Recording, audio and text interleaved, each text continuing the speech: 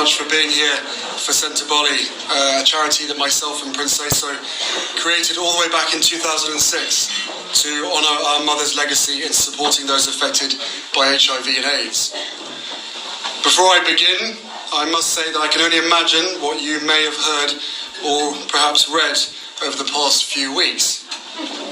So, I want you to hear the truth from me, as much as I can share, not as a prince or a duke, but as Harry, the same person that many of you have watched grow up over the last 35 years, but now with a clearer perspective. The UK is my home, and a place that I love. That will never change. I've grown up feeling supported from so many of you, and I watched as you welcomed Meghan with open arms, as you saw me find the love and happiness that I'd hoped for all my life. Finally, the second son of Diana got hitched. Hooray. I also know that you've come to know me well enough over all these years to trust that the woman I chose as my wife upholds the same values as I do. And she does. And she's the same woman I fell in love with. We both do everything we can to fly the flag and carry out our roles for this country with pride. Once Meghan and I were married, we were excited, we were hopeful, and we were here to serve. For those reasons, it brings me great sadness that it has come to this. The decision that I have made for my wife and I to step back is not one I made lightly. It was so many months of talks after so many years of challenges. And I know I haven't always gotten it right, but as far as this goes, there really was no other option.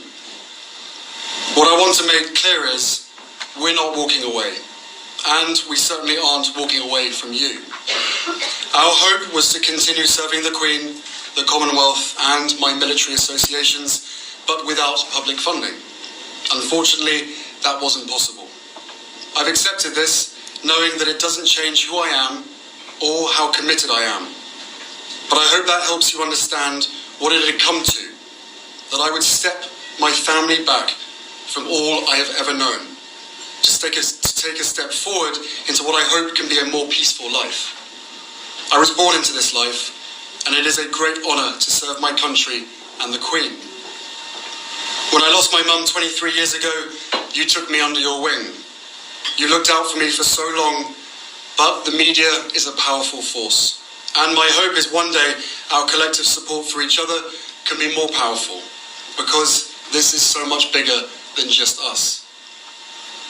It has been our privilege to serve you, and we will continue to lead a life of service. So in that respect, nothing changes. It has also been a privilege to meet so many of you and to feel your excitement for our son Archie, who saw snow for the first time the other day and thought it was brilliant. I will always have the utmost respect for my grandmother, my Commander-in-Chief, and I am incredibly grateful to her and the rest of my family for the support they have shown Meghan and I over the last few months. I will continue to be the same man who holds his country dear and dedicates his life to supporting the causes, charities and military communities that are so important to me. Together, you have given me an education about living. And this role has taught me more about what is right and just than I could ever have imagined. We are taking a leap of faith, so thank you for giving me the courage to take this next step. So,